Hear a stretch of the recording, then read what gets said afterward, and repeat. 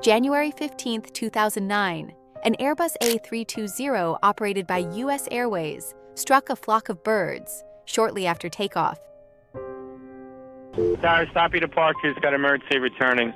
It's 1529. He bird strike, he lost the thrust in the engines, he's returning immediately. Cactus 1529, which engines? He lost thrust in both engines, he said. Got it. Cactus 1529. Do you want to try to go to Teterboro? Yes. Teterboro, Cactus 1529 over the George Washington Bridge, wants to go to the airport right now. Wants to go to our airport. Check. Does he need assistance? Yes, it was a bird strike. Can I get him in for runway 1? Runway 1, that's good. Cactus 1529, turn right 280, you can land runway 1 at Teterboro. We can't do it. Okay, which runway would you like at Teterboro? We're going to be in the Hudson. I'm sorry, say again, Cactus? Having lost all engine power, and considering their position relative to the available airports and their low altitude, pilots Chesley Sullenberger and Jeffrey Skiles decided to land the aircraft on the Hudson River.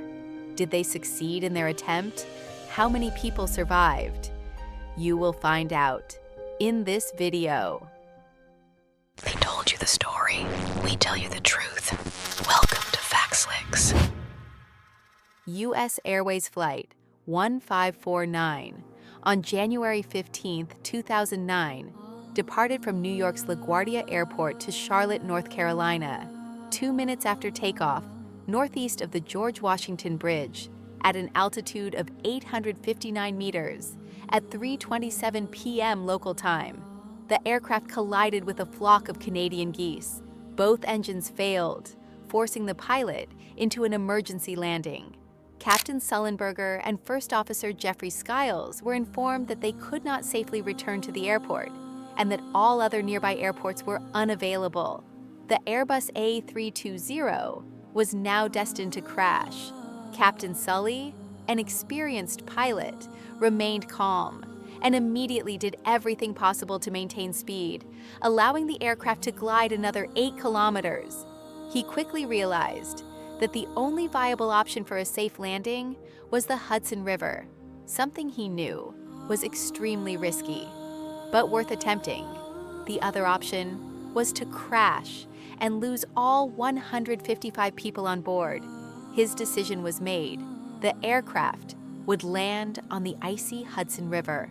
The 70-ton aircraft was brought down by Captain Sully at the perfect angle with incredible precision onto the river in the middle of one of the most densely populated cities in the world.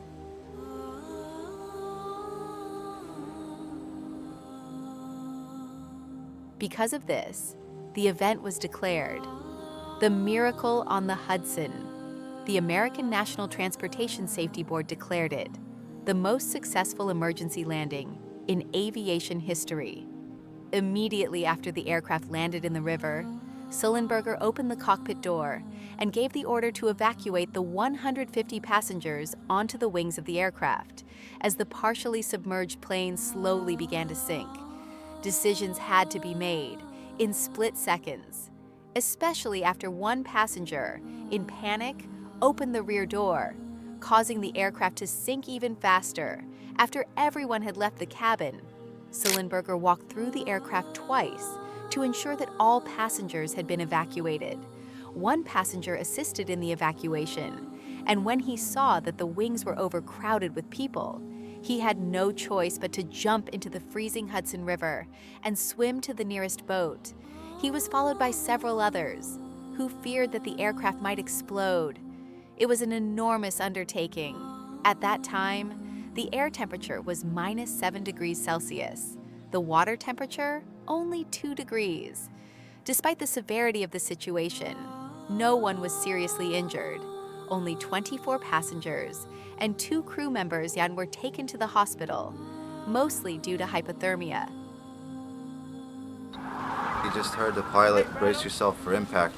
How do you brace yourself for impact when you know your plane's about to crash? Our cameras captured 23-year-old Bill Zuhowski being loaded into an ambulance moments after his rescue. The impact hitting the water was just, the most tremendous impact you could imagine.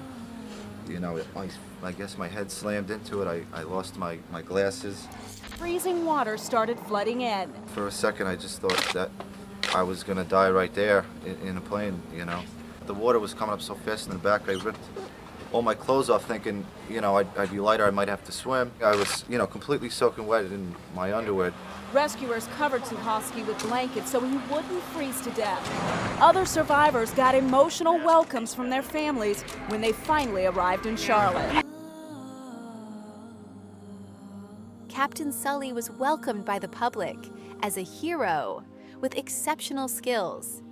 At that time, this brave man was 57 years old, a former military pilot. At the time of the accident, Sully had accumulated 19,663 flight hours, including 4,765 hours in the A320. He, along with the rest of the crew, received the Master Pilot Award from the Pilots Association for the incredible achievement, and from then Mayor Michael Bloomberg, he received the keys to the city. He retired on March 3, 2010, after 30 years of flying. His final flight was from Fort Lauderdale to Charlotte, where he once again met his co-pilot Jeffrey Skiles and about 10 passengers from Flight 1549. A similar case occurred on August 21, 1963, when pilot Victor Mostovoy performed the same feat. Although very little is known about him today, the Moscow division of the Soviet national airline Aeroflot organized Flight 366 between Tallinn and Moscow. In addition to Mostovoy, there were 6 other crew members and 45 passengers on board. The pilot was flying a Tupolev Tu-124, which had been developed only a year earlier, primarily for short-haul routes. The flight was expected to last just over 1 hour. However, only minutes after takeoff, the pilot noticed that the landing gear, specifically the nose wheel, had not retracted. Oil was leaking from it. The situation was dangerous. It was immediately clear that the aircraft would not be able to land on a standard runway. It was decided to divert the aircraft to the nearest larger airport, at that time located in Leningrad. The plan required the aircraft to land carefully on grass to reduce the risk of a greater tragedy. Such landings were not uncommon at that time. However, when Mostovoy arrived near Leningrad, he realized there was too much fuel on board to risk an explosion upon landing. For that reason, he continued circling the airport at an altitude of 500 meters, while the other crew members were manually attempting to lower the nose gear, and ground personnel were trying to clear the landing area. Mostovoy continued flying in circles. Suddenly, a warning light indicated that one of the engines had stopped. Fuel exhaustion.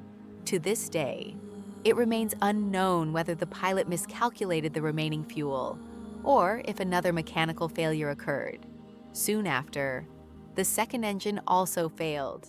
For the same reason, the 37-year-old pilot had no choice. He would attempt to land the aircraft wherever possible.